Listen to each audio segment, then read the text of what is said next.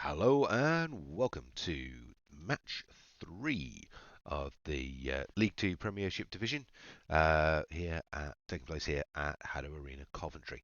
So this match is between the Barnsley Griffins and Warwick University's Where's My Fridge? So college v uni. So hopefully the start of what may become its own thing going forward for different college and university teams facing off against each other. We've had it a few times before in tournaments, and it's always a great set of matches. So, as ever, this is our 7-game league format. 7 games are listed there for you to have a quick look at. If you want to know more about how each of these games works, the rules between them, tactics, ideas, concepts, and so forth, go look at our video that explains how league works in a lot more detail. With that said, let's get into the game. So we have Barnsley Griffins on red and Warwick University's Where's My Fridge on blue. Um, both relatively new teams to the UK tournament scene. A couple of matches under the belts apiece. Got a couple of tournaments under the belts apiece. See where they go. So Barnsley Griffins train at the arena at Barnsley College, and the Warwick team train here at the Coventry Arena, just on the edge of Warwick University campus. So great opening salvo there from Barnsley Griffins, 4-0, 5-0 against Warwick. Warwick really needs to push to get back into this game. 2 points on the board, it's a start. Are they going to be able to keep this going? Coming up towards the halfway mark. That 3 points difference is going to be a real problem if Warwick don't start closing that gap very, very soon. Barnsley holding on to onto their points lead here. Nice movement from both sides. Barnsley extending that points difference. This is not looking good for Warwick in the opening game here. Closing the gap slowly, brought it down to 2 points now. 1 point, they're back to 2 points again, 15 seconds to play. So Barnsley looking very good here. Possible for Warwick to pull this back. Seen it happen, that only 1 or 2 points difference in the last few seconds. But I'm sure Barnsley are going to give them the chance. Got close there. Barnsley pulling it back, pulling ahead, opening that gap again. Taking it 12 points, 10 in game 1. So game 1 as ever was the 3v3 freestyle, so no restrictions there on players' choices in terms of how they use their ability points. 41% accuracy there from Red 2 on the Barnsley team. Really good shooting. Not surprising, seeing the way that that point score ramped up, that they would get some good accuracy coming through. Teams now into tactical discussions, getting ready for game 2. So game 2 in the series is the scale 1. So for scale 1, no points to be sent, and then scale abilities, everything the size of a ping pong ball, and we generally see everything here spreading out across shot speed and charge rate. So it's going to see an awful lot of high-speed shots coming out. Let's see how it goes. Generally lower point scoring rounds because you can't get the one-shot kills. And you have to chip away at your opponents rather than be able to take out multiple life markers with a single energy hit. Meaning everyone takes multiple hits to take them out of play. The shots, also because they're smaller, are generally easier to evade, although obviously they're coming with a fair bit of speed here, so if they're on target, you're having difficulties. You've got very limited warning as that shot comes towards you. So, see what Warwick can do here. We know they're a capable team. They're 1 game down, and this is their second match of the tournament. Previous one being against RGN Blades, which was close, but did not go Warwick's way. So Warwick really needing to get some wins under the belt here to start putting their team score back up. For those who don't know, the team in the series of matches that has the lowest overall point scores, that's the lowest total number of games won, at the end will have to fight for their position to stay in the Premiership division against the winning team from the Championship. So here we go, game 2. Fast open draft on both sides. straight lines, a nice cross shot starting to drift across the Warwick there. Got some fairly straight coming out of Barnsley at the moment. 1 point on the board for Warwick. 2 points on the board. Yeah, Barnsley's still got to start getting a lot more cross shot going on. Movement on the back wall there that's lining up the Barnsley players is dangerous as well. If you start bringing your players into blocks, groups, and lines in any way, it makes it much easier for the other team to score points. So what they'll do is fire towards the general massive people rather than trying to target an individual. So it's much easier to start landing hits and scoring points. Right back, starting there. Barnsley got Warwick very much in control of this game at this stage. 20 seconds to play, 2 points difference. Unlikely on scale 1, but Barnsley going to claw that back, but it's possible. 1 point in it now, 10 seconds to play. Can Barnsley get another point on the board? Or Warwick going to get their first win of this series? Yeah, and it is Warwick's game. So that is 1 game apiece in this match series. Nice play from both sides there. Overall, I think Barnsley potentially handing Warwick a few easy scoring opportunities there by that clumping in the rear left corner of the pitch. Rear left from their perspective, rear right from where I was watching. Yeah, moving in together, lining themselves up, and forming a solid player block. Definitely gave away some points there because of that pitch positioning. So moving now into game 3. Game 3 is our 2v2 freestyle. So again, no restrictions now on points, but only 2 players on each side. So we get a very different set of strategies and ideas coming through for how the team's going to face off against each other here. So it's going to be very interesting to see what they do and what they look to try and bring to the table. So 1 game apiece, showing these are quite even at this stage. Not really seen a great deal in the gameplay there to show between them. So on that tactical error on clumping from the players sort of amassing together there from the Barnsley Griffins in game 2, which definitely helped Warwick with taking that win. Not seen anything really sort of stepping out as a big positive or negative to separate teams at this stage. So usually here, tend to see 2 firepower builds, but seen some great. For some reason, a lot of the shielding game that we've seen historically has sort of dropped out of favour, which is strange because it worked very effectively, but teams seem to be generally favouring more firepower, which is fun to watch. But it's also nice to get shift and change of tactics now and then. Let's see where we've got. Yep, firepower builds both sides.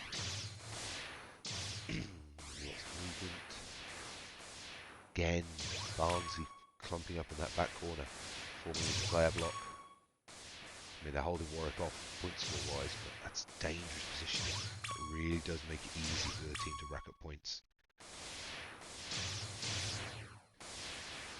2 points apiece. Those early points on board from Barnsley to keep it away, but as they just kept shifting together, making themselves easier to hit. Warwick keeping using good distance from each other at all times. Just means that basically if you're separated, they've got to aim at you each individually, whereas when you move together, they can just fire the group. And it really does make it easier for the other team to score points when you do that. So just 1 point in it from the 26th mark, 2 points in it now. Warwick's just start to pull ahead. A little bit of shield used on both sides to gain some breathing space. And Barnsley pulled it back, nicely played. 10 seconds to play. Warwick with a 1 point advantage now. Going to the final 5 seconds. Still very easily go either way. Second point on the board there from, second point difference there from Warwick. Pulled it clear of Barnsley just in the last second there. Again, very little tell between the teams other than that bad habit of moving into close proximity there from Barnsley. And that absolutely gave Warwick scoring opportunities that they shouldn't have had. say very even on teams, but at the moment, I would say that Barnsley are currently, I think, gifting this, have gifted several points to Warwick there through poor pitch positioning. So they need to look at their team play there, how they're moving around the field, how they're moving in the area, and how they're controlling the space, because that current movement pattern is definitely hurting them. So we're getting ready now for game 4. Game 4 is the Shields game. This was Warwick's Bane against Argent Blades. Very much hope they're not going to make the same mistake again. So each team here must have a minimum of 8 ability points spent in the shield stat across the 3 team members. So normally you see this with a one player on maximum shields, secondary player probably 2 points in shields, and the third player with a single point in shields, and your 1 and 2 point shielders going for charge rate as a fairly important stat in there, because obviously you know the other team are having shields, so you need to be able to get those shields down, and your main shielder is there both to protect you and also to counter shield against the opposing team's shields to give you that breathing space and time on things. Interesting one we tend to see is a very marked difference in the way the shields are used between League 1 and League 2. The League 1 teams put the shields in place, but accept that they're going to get destroyed very rapidly. They're used to their opponents being able to focus fire very effectively on the shields and destroy them, so they don't tend to rely on the shields for cover. So we see a lot of motion in this round in League 1, whereas in League 2 we see people using the shields as cover more often, so we generally see less movement in the League 2 games, potentially because both teams aren't quite as experienced on focus firing the shields to get rid of them. So let's see where we go. A first shield up there from Barnsley. Yep, they will spend their 8 points this time. No one's falling foul of that one again. First points from Barnsley on the board there. 20 seconds played. Shields up from both sides. Shields are not being particularly quickly taken down. Again, tends to be a little bit of a hallmark of the League 2. They haven't quite got those focus fire techniques down pat yet. I don't think it'll take many rounds of tournament before we start to see the League 1 play start coming through in League 2 as teams get more and more experienced. For now, Shields definitely offering a little bit of breathing space for the teams to go through. Warwick dominating at the moment in this game. To be fair, they dominated the game against RGM Blades. They just didn't spend enough points on shields and had to forfeit. But this definitely looks like it's a strong game in the series for Warwick. So we want to be particularly careful of when they're facing off against. Still getting that movement together though from Barnsley. I don't think it's affected them quite as much in this round. Actually, shield positioning, if anything, helped split them up a little bit more. But nice solid play there from Warwick. Good steady point scoring there, as you can see on the chronological map. 66% accuracy coming out of Warwick there as well. Really, really good. So great play in there. So Warwick ahead on games at the moment, but still plenty to play for. Going into game 5 of the series, this is our 1v1 freestyle. So tend to see straight firepower here, and it's all about who can get that first knockout.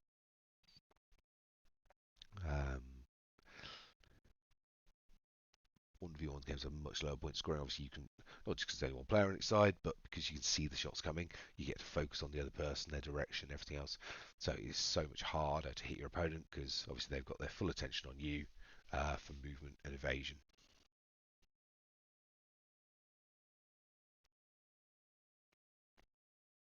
Here we go.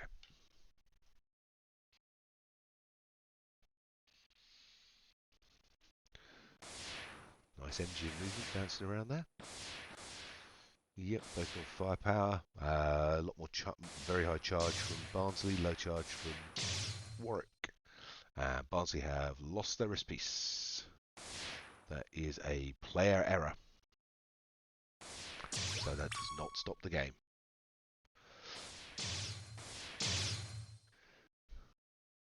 It's up to you to look after your equipment properly. And dropping a piece of equipment is a massive disadvantage, but it is on you as a player. So 40 seconds played. 2-point advantage to Warwick.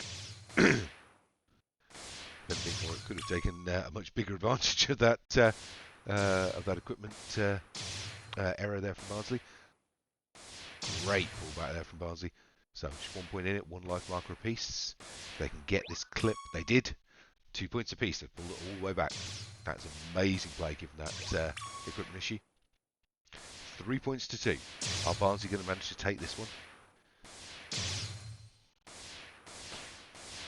Looking like this could be Barnsley's game, and it is. 4 points to 2. 3 seconds left to play. Amazingly, fantastic recovery there from Barnsley. Obviously, real shame on the equipment error. We said, if the equipment goes wrong, fair enough, game restarts. If you fail to use the equipment correctly, well, that's on you as a player. But great recovery, really kept ahead in the game, kept the cool, and from 2-0 down to coming back to 4-2 up. Very, very good play there from Barnsley. Well-deserved win. So game 6 now in preparation. Game 6 we're back to our 3v3, and game 6 is the HADO 20. So maximum 20 ability points in use across the 3 players of the team.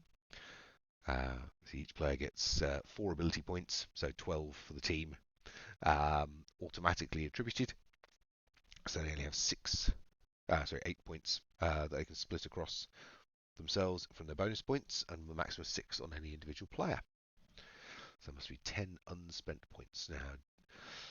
So we've generally seen more firepower orientated builds in League 2, whereas League 1 we're tending now to see quite commonly 1 firepower player, 1 shield player, and 1 evasion player.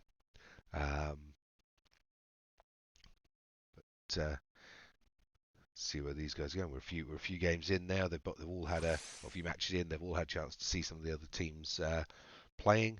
Look at their tactics and ideas.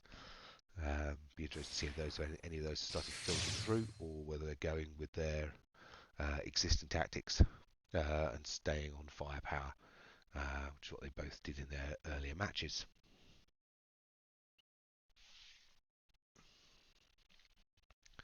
Final tactical discussions.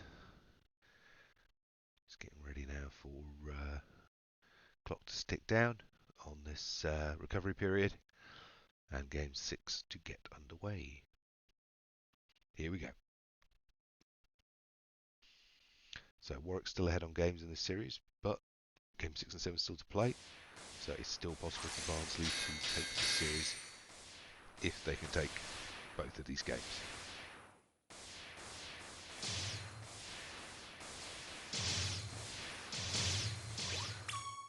Nice easy play. Warwick's got 1 point lead at the moment. And there, he's got 4 firepower builds again. So staying with better than their previous matches. Definitely though the League 1 concept of dropping a 3-point shielder in has played dividends in some of those higher division matches, or higher league matches, sorry, within the division. Again, I don't think it'll be long before we see that being adopted down into League 2. 7 points to nothing. This is a dominating performance from Warwick in this round. So definitely some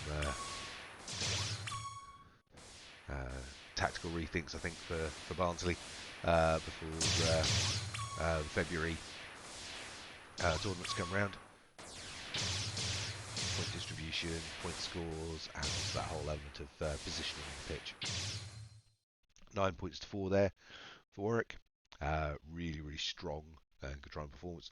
Great little fight back at the end there from Barnsley, but just unfortunately just too little too late in this case.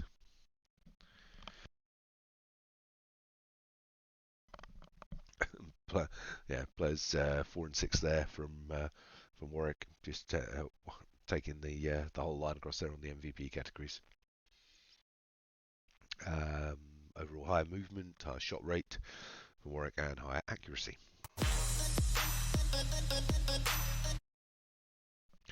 Sorry about that. Thought we managed to clip all of those out, but there you go. You have one of our quick little video interludes there, finding its way into the stream. I shall have harsh words with myself there about editing, but a little too late now. We're far too far in. So, getting prepped now for Game 7. So, Game 7 is obviously our final one in this series, and we're back to our 3v3 freestyle. So, 6 games down. They've got a fairly good measure of each other now. On ideas, tactics, and play. Be intriguing to see where they go with the point scores, how they play out on this one, whether we get a mirror of game 1, or whether the learning curve they've had against each other now is going to bring us something new to the table. So just wait for that for the clock to tick down on this final recovery period before the teams get into game. A lot of tactical discussion going on there from Warwick.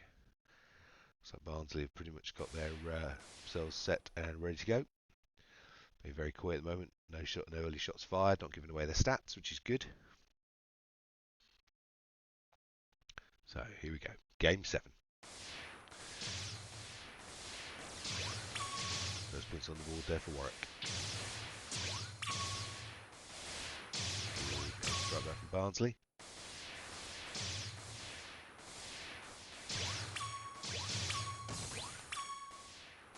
Nice and even 3 points apiece here. There's really not much between these two teams. Every now and then we see one team get really get the momentum going and start to pull ahead, but most of these matches are very, very easy. 5 all at 50 seconds. Warwick was pulling ahead by a point. 2 points now. Barnsley need to get a bit of fight back on. Still holding that 2-point lead there for Warwick. Barnsley really need to start the push here. 20 seconds to play. Well, we just got to go get aggressive. It's the final game of the series. You're down points. If you take some hits doing it, doesn't matter. You might as well go all out and see what you can rack up. See if there's any way you can pull anything back here. Looks like Warwick's game and Warwick's match. Well played to both teams. That was some really, really nice HADO.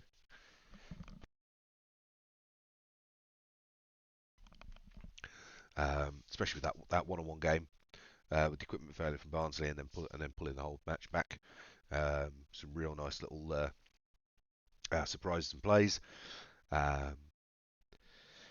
Again, although it was a win for Warwick, a lot closer than the scoreline shows. So don't remember to do all the usual things: subscribe, share, like. We'll see you soon for the next match.